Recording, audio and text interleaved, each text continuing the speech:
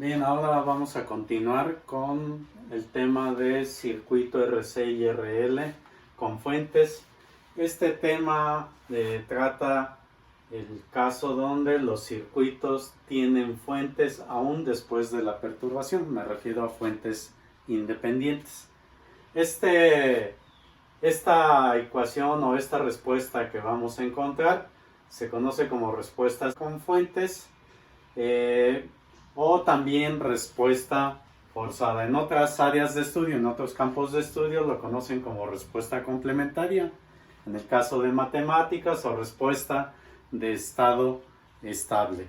Con esto se tiene la respuesta completa, que está formada de dos partes. La primera fue la que vimos en los temas anteriores, que es la respuesta sin fuentes, la cual se conoce también como respuesta natural, respuesta particular o respuesta transitoria.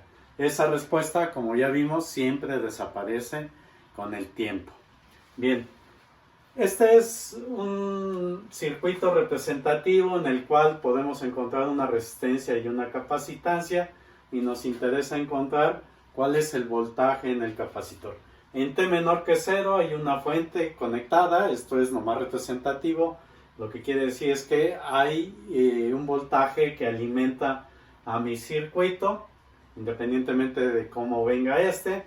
Se produce una perturbación y pasa a esta posición, y en T mayor que 0 sigue existiendo algún voltaje por ahí que alimenta al circuito, ¿sí? Cuando aplicamos ley de corrientes, entonces nos da una ecuación diferencial de primer grado no homogénea, que ya viene derivado con todo detalle en sus apuntes. Sin embargo, vamos a explicar tres puntos que son importantes recalcar. El primero, tenemos que hacer el análisis en T menor que 0 para poder encontrar la condición inicial. 0 por la izquierda, vuelvo a repetir, es justo antes de que se produzca la perturbación. Y 0 por la derecha es justo después de que se produce la perturbación. Entonces lo encontramos justo antes y aplicamos la propiedad del capacitor, que no puede haber escalones, por lo tanto en 0 por la izquierda es igual a 0 por la derecha. Ya tenemos la condición inicial. El voltaje en el punto 0 no está definido. Enseguida vamos al siguiente tiempo, cuando ya el interruptor está en esta condición. Entonces vamos a calcular la resistencia equivalente y la capacitancia equivalente. ¿Por qué es la resistencia equivalente?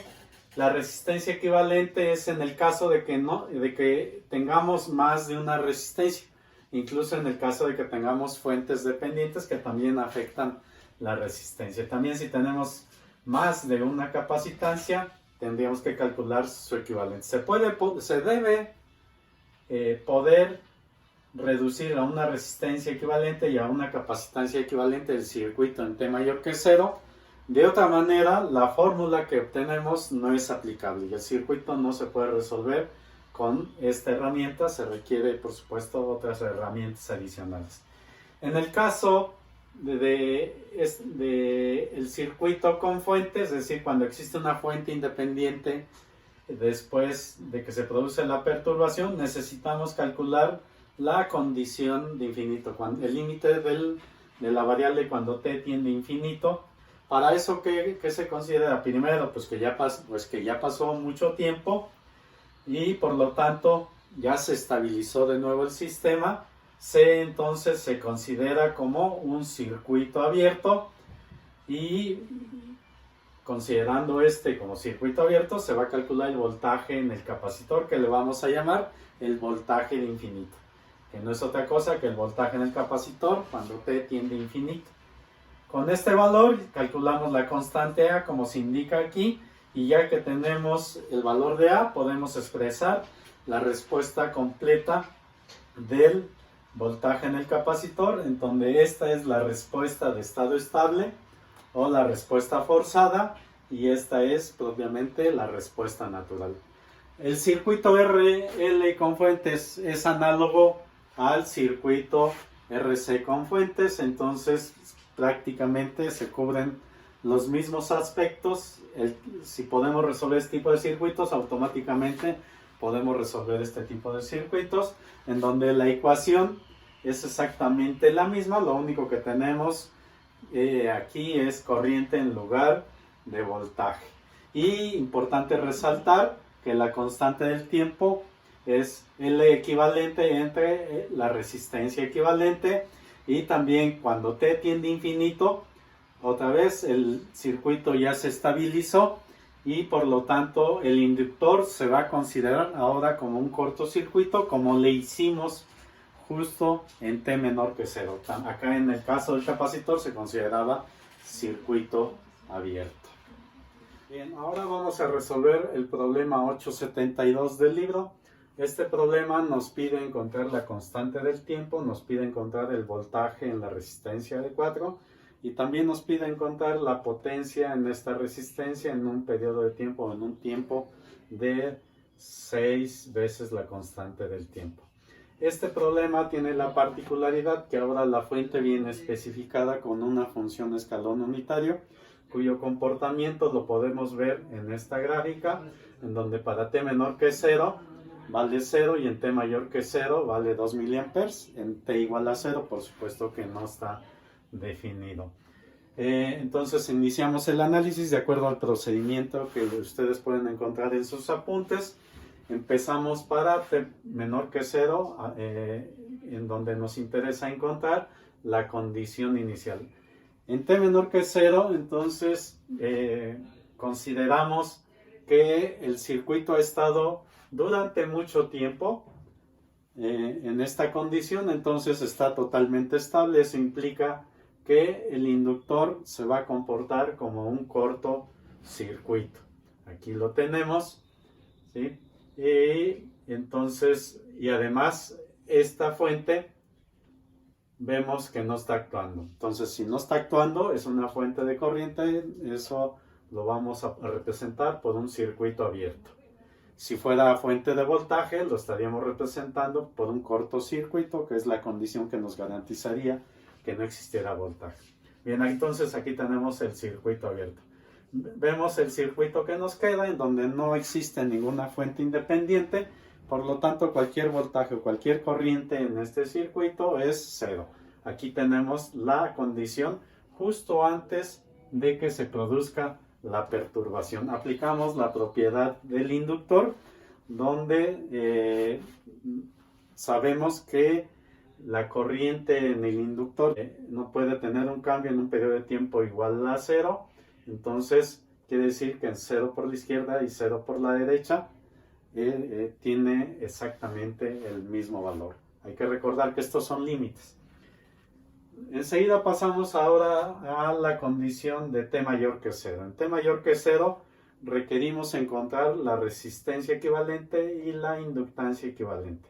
Para el caso de la resistencia equivalente, vemos una pequeña complicación porque ahora tenemos una fuente dependiente, lo cual nos hace variar el valor de la resistencia, la cual debe ser medida en las terminales del inductor.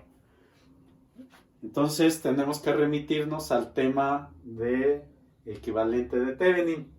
En este tema hay 3 casos y podríamos irnos por el caso 2 o por el caso 3. En el caso 2, ¿qué tendríamos que hacer? Dejar esta fuente actuando y entonces encontrar aquí la corriente de cortocircuito, el voltaje de circuito abierto y después hacer la división para encontrar la resistencia equivalente.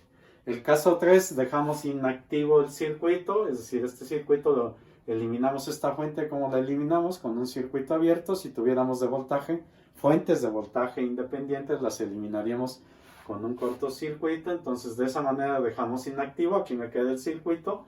Y como está inactivo, ahora necesitamos excitar el circuito con una fuente independiente. En este caso decidimos que fuera de voltaje, pero bien puede ser de corriente. Entonces hay el valor de esta fuente que también nosotros seleccionamos arbitrariamente, le dimos un valor de 1. A esta fuente de voltaje o a este voltaje le llamamos voltaje de excitación.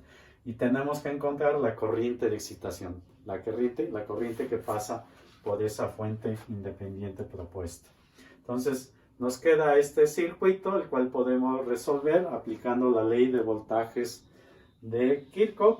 Esto nos daría menos 1 más 10 veces la corriente de excitación más 0.1 Bx más 4 por su corriente, y todo esto nos da 0.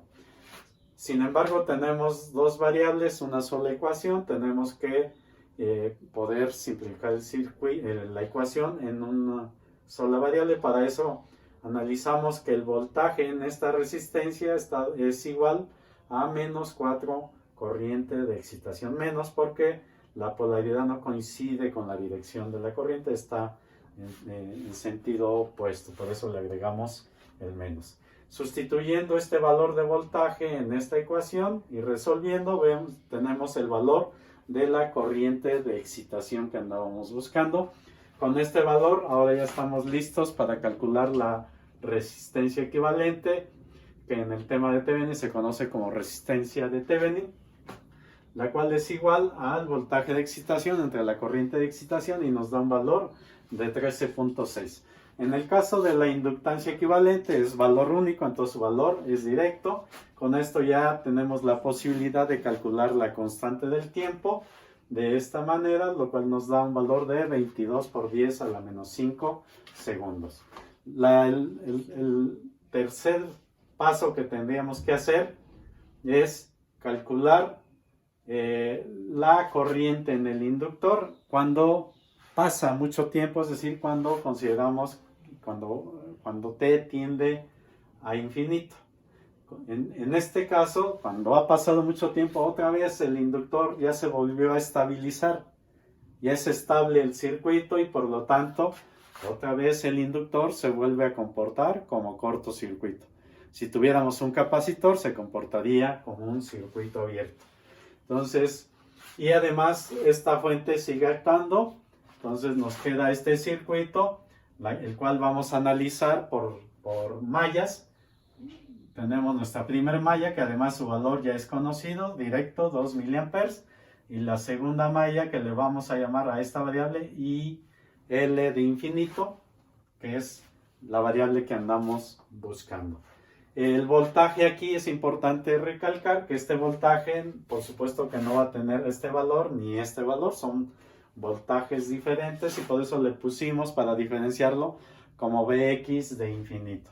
Entonces aplicamos ley de voltajes a esta malla y nos va a quedar, empezamos aquí, 4 veces la corriente menos 0.1 Bx de infinito más 10 veces la corriente que circula, que es la resta de estas dos. Aquí lo especificamos, y todo esto nos dice la ley de voltaje siempre debe dar 0. Otra vez tenemos dos variables y buscamos simplificarlo. Para eso vemos que el voltaje aquí es igual a, por ley de Ohm, es igual a 4 veces la corriente IL de infinito. Resolviendo, tenemos ahora ya la condición de la corriente de infinito, es decir, cuando ha pasado mucho tiempo, de 147 por 10 a la menos 6 amperes. Ya que tenemos la respuesta de infinito en el inductor, entonces ya podemos calcular la constante A, la cual se obtiene restándole a la condición inicial la condición de infinito. Con este valor, entonces ya podemos expresar la respuesta completa de la corriente en el inductor, la cual es calculada como la suma de la condición de infinito más AE a la menos T sobre tau. Me da como resultado esta ecuación, y es importante hacer notar que esta ecuación solo es válida en T mayor que 0. Sin embargo, la corriente en el inductor no es lo que nos solicitan, nos están solicitando el voltaje en la resistencia de 4 ohms. Pero con este valor de la corriente en el inductor podemos ya calcular cualquier corriente, cualquier voltaje en cualquiera de los elementos del circuito. Por lo tanto, para calcular el voltaje en esta resistencia aplicamos la ley de Ohm, y su voltaje se calcula multiplicando la resistencia por la corriente, dándome como resultado esta ecuación, que sigue siendo válida en t mayor que 0. Aquí hacemos notar que me lo están pidiendo no para t mayor que 0, sino para todo t. ¿Cómo expresamos esta ecuación y la condición en t menor que 0 en una sola ecuación? Pues agregándole la función escalón unitario. Esta función para valores negativos vale 0, por lo tanto se cumple la condición de t menor que 0, y para valores positivos me da 1 multiplicado por esto, pues me queda simplemente Bx. Pasamos ahora a calcular la potencia en la resistencia de 4 ohms. Sabemos que la potencia es igual al voltaje por la corriente, siendo estos ya no escalares, sino funciones que dependen del tiempo, haciendo la multiplicación de Bx por IL, dado que Ix es la misma que IL, nos da esta ecuación. Para graficarla, nos piden graficarla en 6 constantes del tiempo. 6 constantes del tiempo nos da 1.32 milisegundos, y este valor sustituido en esta ecuación me da 8.604 por 10 a la menos 8. Haciendo la gráfica de esta ecuación, vemos que empieza en 0, luego es dominante este término sobre estos dos, entonces va a disminuir, queda negativo, y después estas dos funciones empiezan a crecer y además con el tiempo tienden a desaparecer. Por lo tanto, ya después el valor que queda es 1 multiplicado por la constante, y nos forma una curva como la vemos ahí, en donde ya aproximándose a este valor comienza a estabilizarse, dado que esa es una asíntota horizontal.